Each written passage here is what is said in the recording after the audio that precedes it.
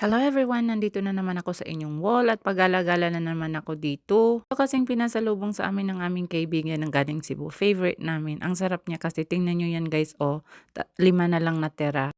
Tapos pinakita-kita ko pa dyan sa camera na kunyari hindi ko alam na konti lang yung natira pero ako lang din naman ang kumain. O diba dramatis ang peg? So ayun na nga, nung naglinis kasi ako ng pantry nung nakaraang araw, may nakita akong mani na matagal na din sa pantry. Umiral na naman ang katalinuhan ko.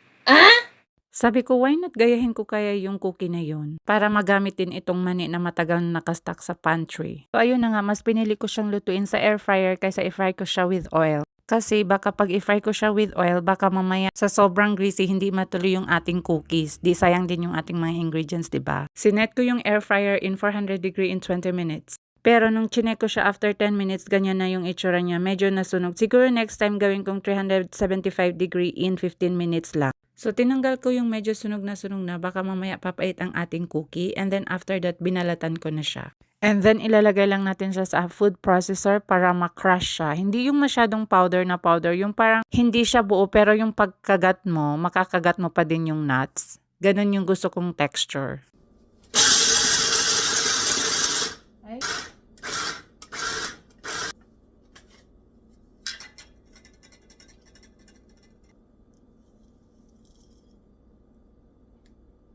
Yan.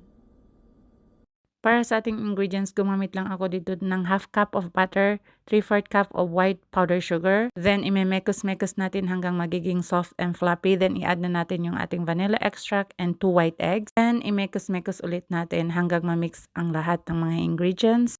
Then, dahan-dahan natin i-add ang ating flour. Ang sukat ng ating flour is 1/2 cup plus 6 tablespoon of cake flour. Ganyan kakomplikado ang baking guys, kaya ako mas prefer ko talagang magluto ng ulam compare sa baking. Ngayon, i-add ko na ang ating ground peanut, pero hindi ko alam kung gaano kadami kasi nga first time ko, pero mag-experiment tayo.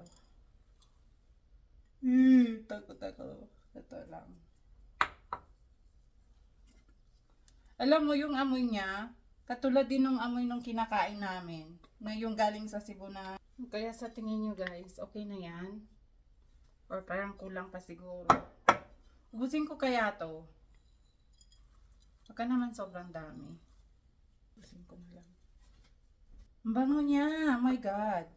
Cardinal Bake Shop ng Cebu, baka naman, share nyo yung recipe nyo. So, ire-ready ko na yung ating tray. Nilagyan ko lang siya ng parchment paper. And then, kumuha ako ng piping bag para doon ko ilagay yung ating butter para madali natin siyang ma-form na circle. Ang goal ko is small and thin circle pero hindi ko yun na-achieve. Kasi nung naluto ang aking cookie, medyo makapal pa din siya at malalaking circle. Pero that's okay, practice makes perfect. Kanina pala bago ako mag-mix ng ating mga ingredients, ay preheat ko na yung ating oven ng 375 degree. Tamang-tama, pagkatapos natin dito, ready na din ang ating oven. At ayan, nag-start na ako naglalagay ng maliliit na thin circle dyan sa ating tray. Pero kitang-kita nyo naman dyan sa mukha ko guys. Kabang-kaba. Ewan ko bakit ako kinakaban. Hindi naman to contest. Kakainin lang naman namin to. Dahil siguro nandyan kayo nanonood. Charot. Yan na naman yung itsura ko na yan. At habang nagko-concentrate ako dyan sa ginagawa ko, biglang lumabas yung anak ko. Sabi niya, gutom na daw siya. Sabi ko, kumain ka na dyan at may munggo pa sa ref. Kailangan maubos natin yan para hindi masayang. Init siya ng kanyang pagkain at inutusan ko siyang ibaba yung mga jar kasi gagamitin ko mamaya para paglagyan ko ng aking cookies. Sa puntong ito, hindi ako mapakali kung bakit ganyan yung itsura niya. Parang may nakapatong na ewan, hindi ko pwedeng sabihin pero alam nyo na yan. So ang ginawa ko, trinay ko siyang i-flatten pero dapat pala hindi ko nagagalawin kasi pagkalagay ko sa oven, magfa-flat na pala siyang kusa. Kaya kung mag-bake kayo, huwag nyo i-stressin yung sarili nyo sa ganyan. Ilagay nyo na lang sa oven at kusa siyang magfa-flat. Isinalang ko na nga itong first batch natin and then ginagawa ko na din yung ating second batch. At dahil nga first time ko itong gawin, talagang binabantayan ko yung aking oven kasi hindi ko alam kung ilang minuto bago siya maluto. Ayan, luto na siya. Palalamigin lang natin. At ayan, pinako na nga itong naluto kong cookie. Medyo madami-dami din.